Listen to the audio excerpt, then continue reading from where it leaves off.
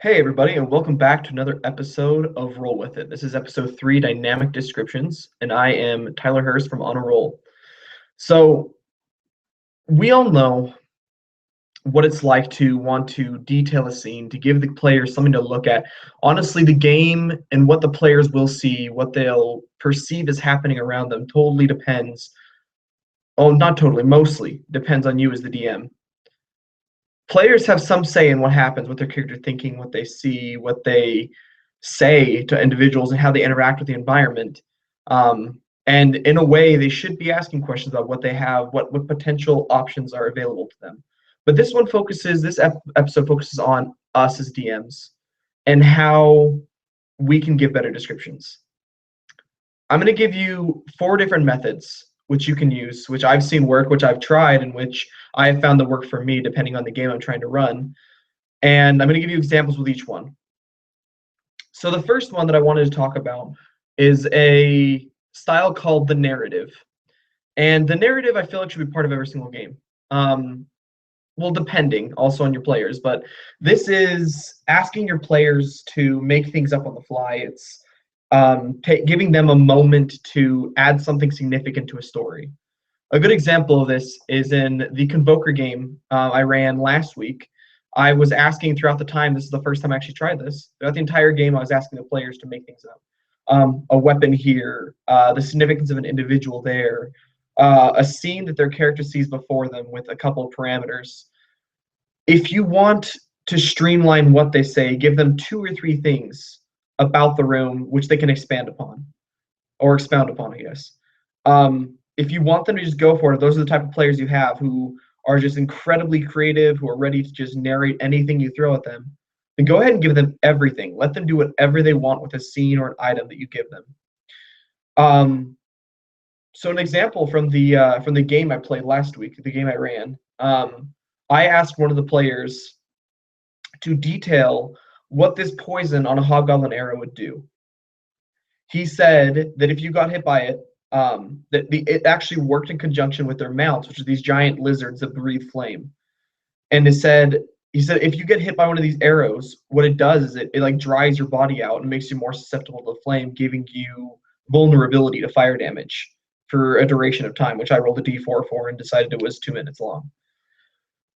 So because he made it up, it wasn't overpowered or broken. It wasn't something that most players probably have a problem with. And it made it really, really cool. These Ashborn hobgoblins, these people of these burning mountains, of these volcanic plains, wielding these arrows that make you more susceptible to their fire. Awesome. I love it. Stuff like that is what can really make your story breathe, is letting your players add to it. The second option is a thing called the sketch. And the sketch is taking a picture. Some of you might know Tim Carney. This is the method he says that he uses a lot. It's taking a picture and describing that picture, just making it so it's part of your world. One thing I would say about this, though, is don't just describe the picture for what it is. Maybe change a color, change a weapon, a scene, a person, change something small about it so it becomes your own. And second, focus on the significant things that they would notice. For example, they wouldn't be looking up at the sky and being like, oh man, look at the clouds when they're standing on a battlefield. Say the ground is coated in blood. Men scream and die before your very eyes, spears protruding from guts and sword wounds on arms. They yell and moan in pain, and the fighting continues as clashing metal upon metal. You see in the distance a single individual standing at the head of the army, of the enemy, shouting and commanding, and you know who this is. And then you can even at that moment throw a narrative, who is this? So stuff like this, taking a picture and pointing out what is significant about it, not just everything, is what will make it great for your world. Because if you mention early on that the sun is green or something, I don't know, and then you're describing this picture and you slip up and make the sun yellow because it's in the picture is yellow, then suddenly you've contradicted yourself there. So make sure that it fits your world and that you're ready to describe it. Study it for a bit. Think about what you're going to change. The third method is the 5-step sensory. And The five step sensory is used a lot by authors. It's how they get a scene across, how they describe it, it's how they get you involved in what's happening as a reader. And what this does is you take the five senses and you describe them from least intimate to most intimate. And what I mean when I say this is you get closer and closer to the character as you describe a scene. So for example, when you first step onto a battlefield, the first thing you'll notice is what you can see, because that's the longest reach of your senses. The next thing you'll notice is what you hear. Next is what you smell, touch, and then taste. So you work your way down this list one by one until you are able to paint the scene before them so they can really feel it. Interacting with the senses of an individual, of a character, by describing them to them is the best way to involve your characters. It's the best way to make them really, really, really feel what you're trying to put across. Because this game, yeah, it's theater of the mind. It's great. You want them to see what you're telling, but it'll make it that much more real if what you tell them are things that they would actually see, hear, smell, touch, and taste. So the first thing you should describe, though, if you're going to use this method, is the abnormalities. Those are the things they're going to notice, smell, see, or hear, or taste first. For example, if they walk onto a battlefield and suddenly they start tasting something strange, they're going to know that something is off. If they step onto a battlefield, or they step into somebody's tavern, and it goes completely quiet, that would be something they would notice right off the bat. So you can jump up and down all over this list, but the most effective way is from sight to taste, usually.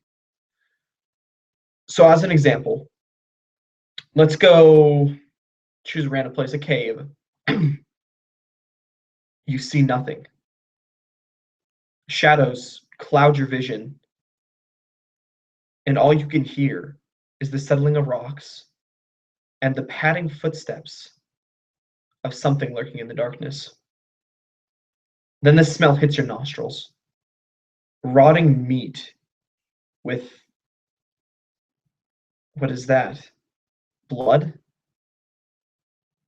You can feel the dampness in the air around you. And as you hold your breath, as you wait silently, a sulfurous taste fills your mouth. I have just painted a scene for your characters, for you, by following this exact outline. I don't even know what's in the cave. I didn't even know I was going to do a cave.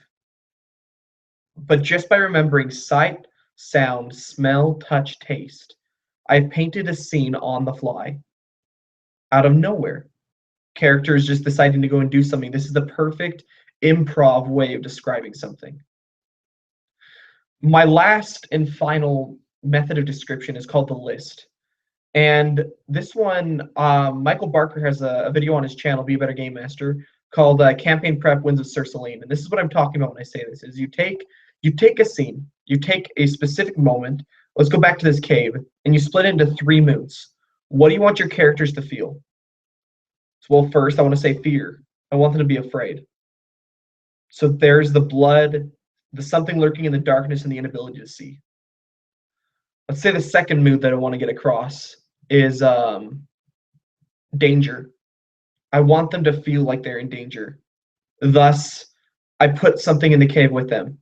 Or they've just barely managed to get out of a rock slide, like the settling rocks I said earlier.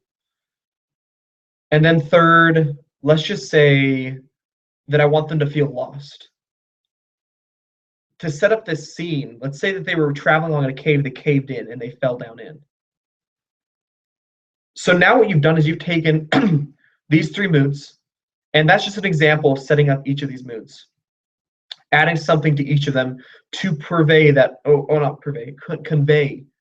feeling that you're trying to get across.